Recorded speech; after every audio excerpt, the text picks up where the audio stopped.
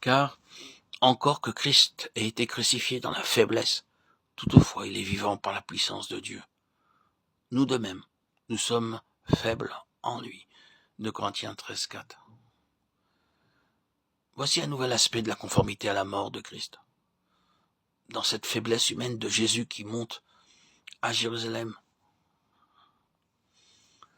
pour être l'agneau du sacrifice, victime impuissante et sans défense aux mains d'hommes cruels.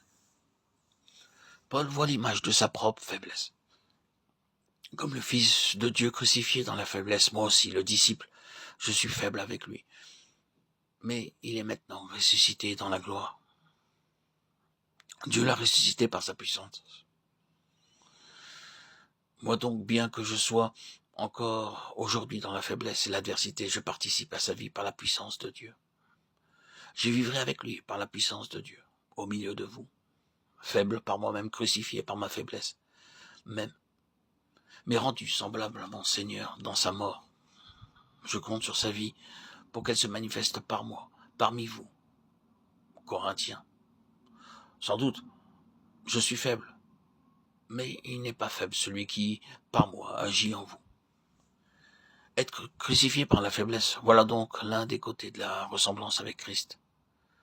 Et cependant, que de chrétiens s'imaginent devoir faire l'expérience contraire, se sentir puissant, invulnérable, conquérant même, avec l'enflement de l'intellect.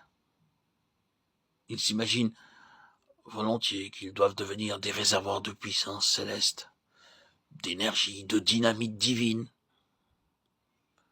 Et nos conceptions toutes humaines sont souvent des obstacles à notre avancement spirituel. Mais c'est uniquement dans la faiblesse que Dieu peut manifester sa force.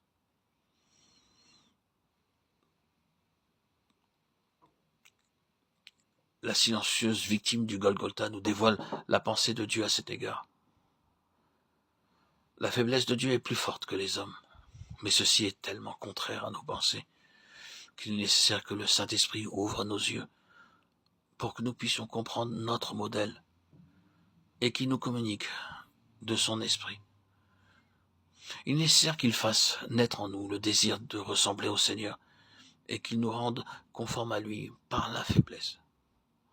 La conformité à sa mort, ceci n'implique pas un sentiment décuplé de force, de puissance, même lorsque nous participons déjà à la vie de résurrection. Au contraire, il s'agit de faiblesse, d'une faiblesse qui est vraiment un crucifiement, parce qu'elle est chose si antipathique au cœur de l'homme, d'une faiblesse consciente qui oblige à marcher par la foi, avec la force que Dieu dispense d'heure en heure, d'instant en instant.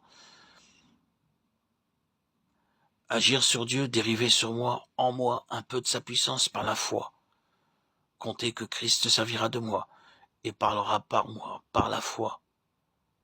Vivre avec lui par la foi, afin que sa puissance soit manifestée et agisse efficacement dans les autres plutôt qu'en moi.